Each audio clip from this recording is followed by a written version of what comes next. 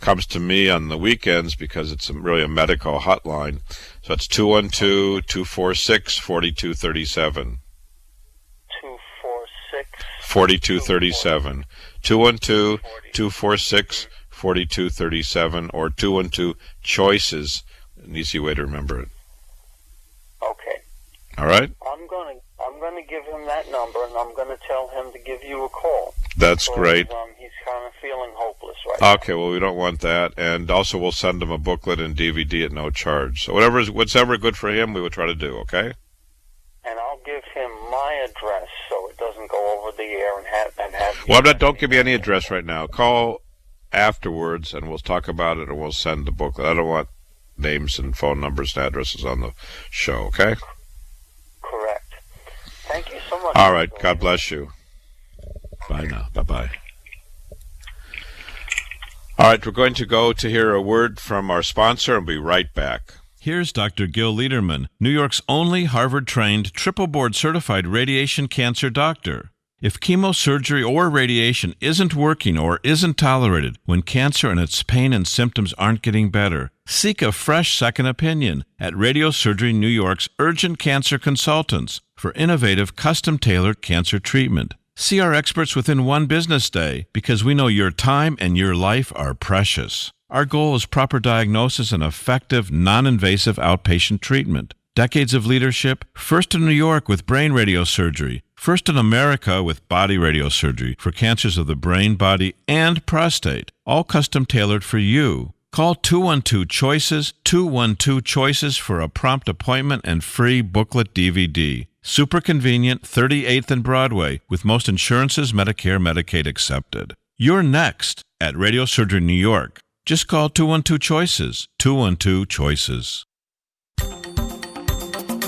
Welcome back to the Radiosurgery Hour. This is Rob Redstone here with Dr. Gil Lederman at the WOR Studios in the heart of New York City. We're just a few steps from the Radiosurgery New York Cancer Treatment Center on Broadway and 38th Street. Dr. Lederman, the leading cancer expert, treats prostate cancer non-invasively. He was the first in New York with fractionated brain radiosurgery, and he's the first in America and in the Western Hemisphere with body radiosurgery. You can also call Dr. Lederman at 212-CHOICES for a free informative booklet and DVD. Hey, Dr. Lederman, we're back. Hi, we're back. This is Dr. Lederman from Radiosurgery New York. We're a cancer treatment center located in Manhattan, 1384 Broadway.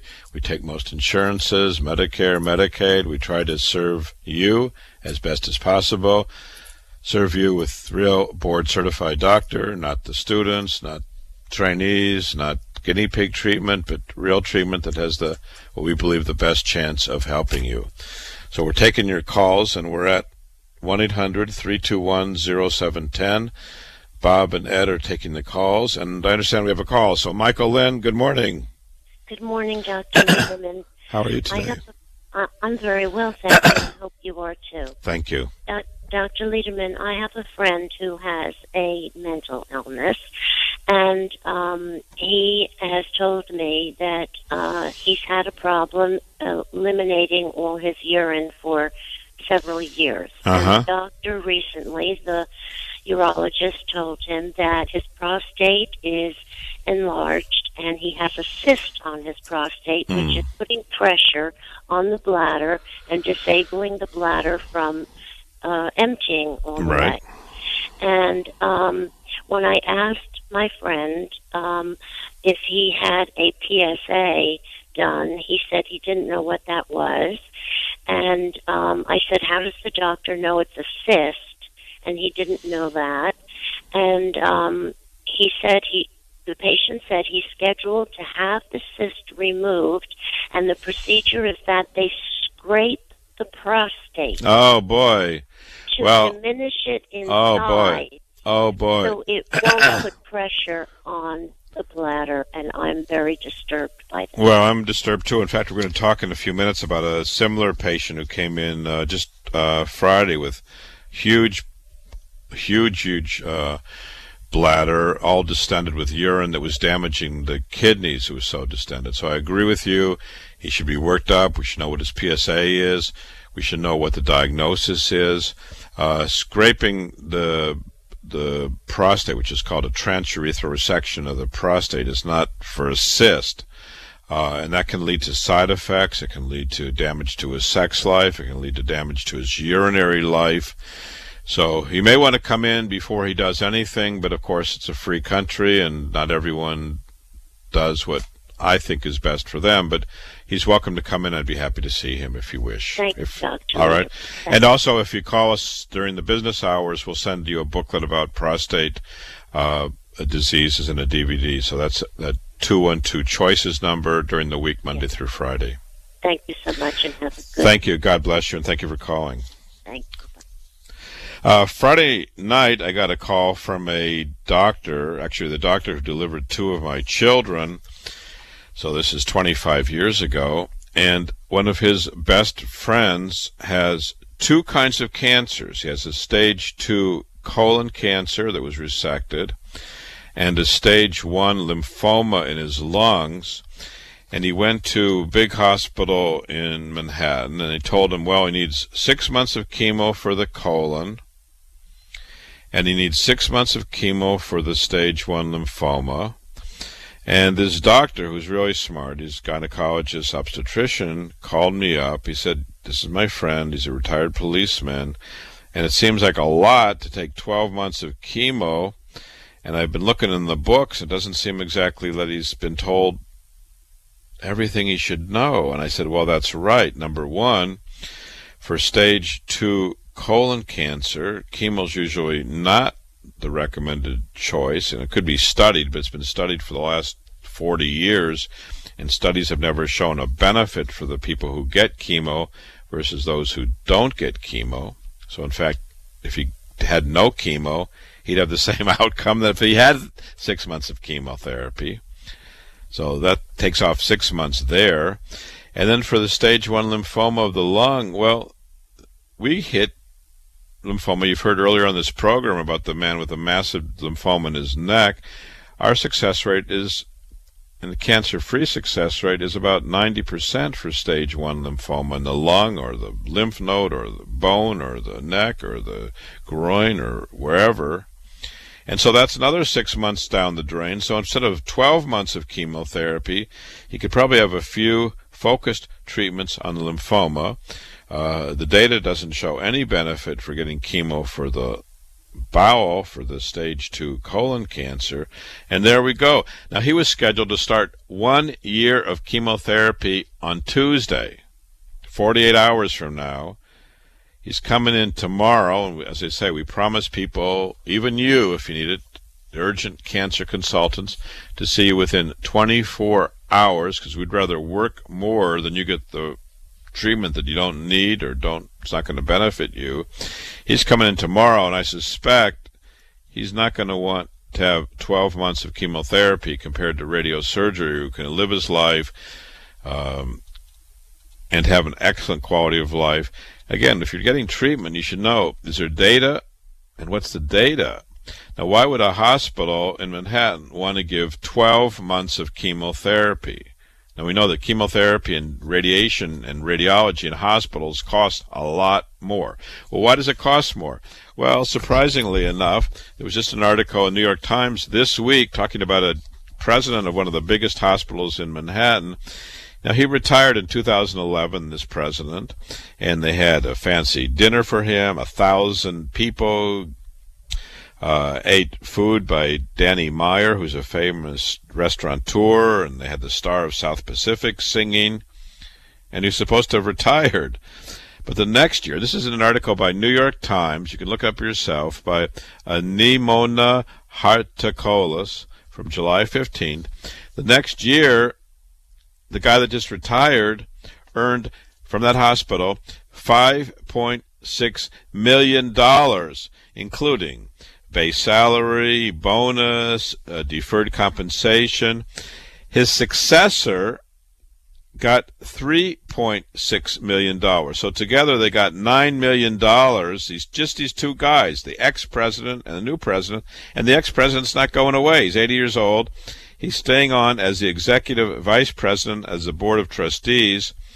And in the article, they say a position that compensation experts say is rare in the non-profit world. Oh, did we tell you?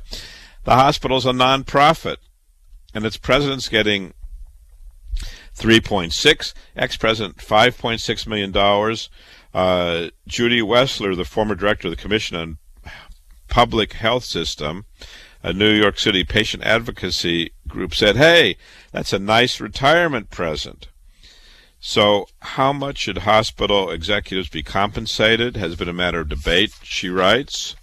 At Harvard School of Public Health, they found that executive pay bears no relationship to patient outcome, like mortality rates and readmission rates, and has more to do with, guess what? The bottom line.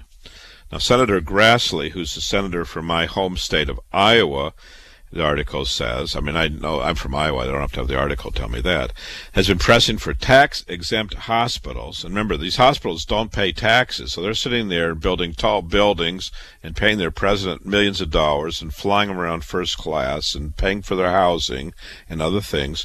Charles Grassley said, and he's been pressing for tax-exempt hospitals to be more accountable for the salaries they pay, of how non-profit hospitals are indistinguishable from for-profit hospitals. What's the difference? That they don't pay taxes? That makes them special? They're making millions of dollars. They're paying their president millions of dollars, and they don't pay taxes. The Senator Grassley said, and I know Senator Grassley. I had lunch with him back when I was a college student 35 years ago.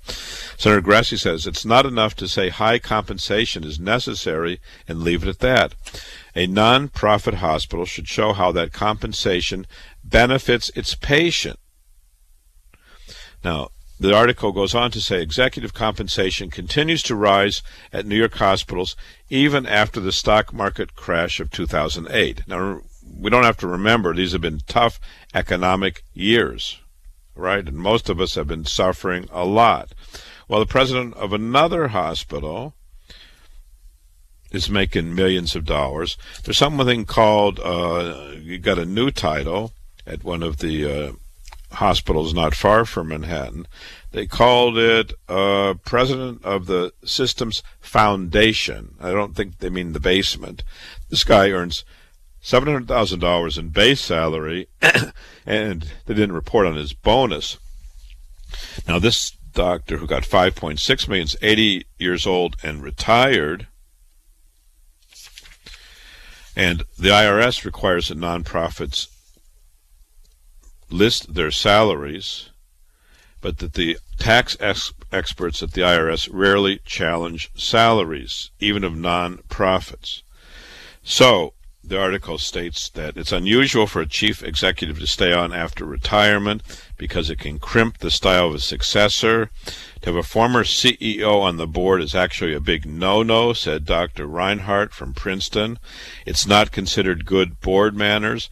Inevitably, they begin to meddle and micromanage.